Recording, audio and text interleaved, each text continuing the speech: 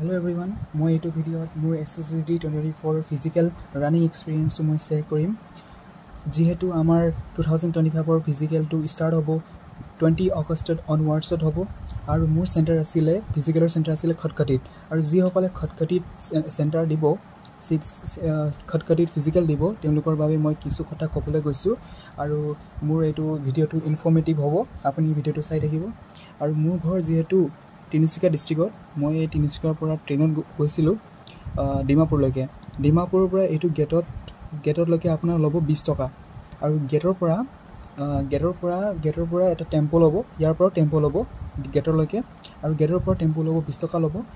খটখটিত আপুনি গৈ পাব। তাৰপাছত খটখটিত কেইটামান থাকে ঘৰবোৰ থাকে ভাড়া ঘৰ, আপুনি সেইটো লৈ ল'ব। কিমান 50 টকীয়া 100 টকীয়া 200 টকীয়া এনেকৈ পাৰ নাইট প্ৰতি ৰাতি 100 টকা 200 টকাকৈ আপুনি পাই যাব। আৰু আপোনাক কেইটামান টিপছ দিছোঁ যিহেতু ফিজিকেলটো আহি আছে ন। তাৰপিছত টিপছ হৈছে ন' অইলি ফুড, মানে আপুনি তেল মছলা দিয়া বস্তুটো আপুনি ফিজিকেলৰ আগদিনা ৰাতি নাখাব। কাৰণ মই দেখিছোঁ মোৰ লগৰটো তাৰ মানে পেট বেয়া হৈ গৈছিলে ৰাতিপুৱা। সি মানে কিবা বাটাৰ খাই দিছিলে তাৰপাছত তাৰ পেটটো বেয়া হৈ গ'ল। সেইকাৰণে অইলি যিবিলাক তেল দিয়া আৰু তেল দিয়া মছলা দিয়া খাদ্যবোৰ আপুনি নাখাব। তাৰপিছত আপোনাক কেইটামান আৰু টিপ দিছোঁ। Wear light vest shorts made from polyester, যিটো আমি পলিয়েষ্টাৰ যিবিলাক নিৰ্মিত যিটো সাজ পোছাক আছে, যেনেকৈ সাজ পোছাক আছে সেইটো আপুনি পিন্ধিব।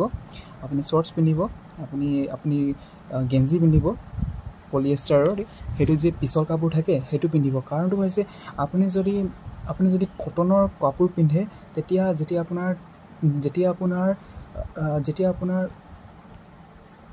আপোনাৰ ঘাম ওলাব তেতিয়া আপোনাৰ বডিৰ লগত আপোনাৰ শৰীৰত আপুনি সেইটো আপোনাৰ গেঞ্জিটো লাগি ধৰিব। সেইকাৰণে আপোনাৰ দৌৰিবলৈ কষ্ট হ'ব। আৰু আমাৰ ট্ৰেকটো আপুনি ষ্টাৰ্টিঙত আপোনাক ক'ম যে আমাক গোটেইখিনি যেতিয়া ৰিপৰ্টিং দিছিলোঁ 5টা বজাত আমাক চবকে হললৈ লৈ গৈছিল। আমি লাইন পাতিছোঁ 5টা বজাত। তাৰপাছত হলত যেতিয়া গৈ পালোঁ তেতিয়া আমাক ফৰ্ম দিছে আৰু ফৰ্ম ফিল আপ কৰোঁতে আপোনাক ধ্যান দিব তাত মানে কি হয় আপোনাৰ মাৰ্কছ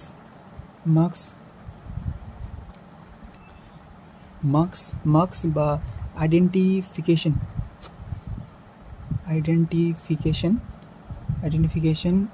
বডি মাৰ্কছ বুলি থাকে। আপুনি সেইটো বস্তুটো আপুনি যেনেকৈ আপোনাৰ বডিত তিল থাকে আপুনি সেইটো লিখিব। তিলক ইংলিছত কয় মল আপুনি সেইটো মনত ৰাখিব, কাৰণ তাত আপুনি লিখিব লাগিব। আৰু মই দেখিছোঁ মোৰ পাছৰ ল'ৰাটো থপৰিয়াই দিছে এই অধিকাৰীজনে। আপুনি তাত থপৰিয়াই দিছে। আপুনি এইটো কথাটো ইয়াত মনত ৰাখিব যে মল বুলি কয়, যিটো তিল বুলি অসমীয়া তিল বুলি কয়। তাৰপাছত এইবিলাক ফৰ্ম ফিল আপ যেতিয়া হৈ গ'ল আমাক হলৰ পৰা বাছত নি গৈছে, ষ্টাৰ্টিং পইণ্টত লৈ গৈছে।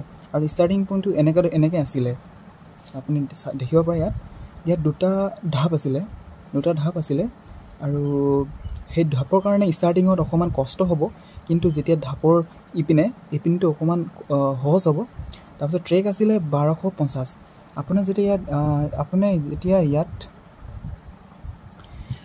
আপোনালোকক ইয়াত লাইন পতাব।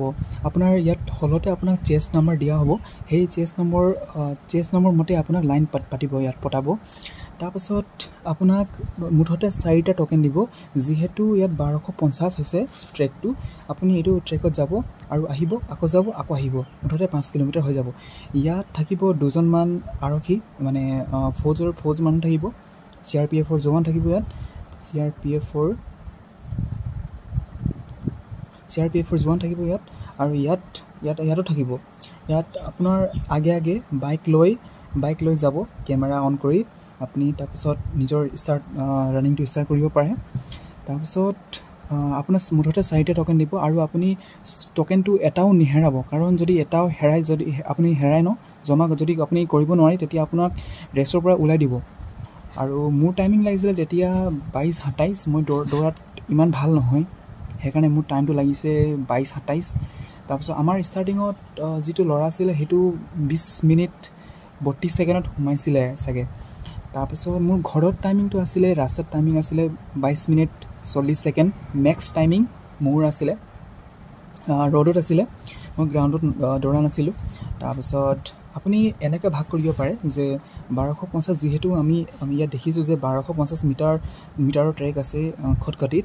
আমি এনেকৈ ভাগ কৰিব পাৰোঁ যে আমি 6 মিনিটৰ ভিতৰত মেক্স টু মেক্স, ঠিক আছে, মেক্সিমাম আমি 6 মিনিটৰ ভিতৰত 1250 মিটাৰটো এইটো লাইনটো আমি কভাৰ কৰিব লাগিব। কিন্তু সকলোৱে যিটো দৌৰাত বেয়া আছে সিহঁতে ট্ৰাই কৰিব যে 5 মিনিট 30 ছেকেণ্ডৰ ভিতৰত আপুনি এই ডিষ্টেঞ্চটো আপুনি কভাৰ কৰিবলৈ ট্ৰাই কৰিব। আৰু এইটোৱে আছিলে মোৰ এইটো ভিডিঅ'ত জনাবলগীয়া কিছু ইনফৰ্মেটিভ কথাবোৰ। আৰু আই হোপ চবৰে ফিজিকেলটো ভাল হয়। অল দ্য বেষ্ট থাকিল চবকে। Thank U.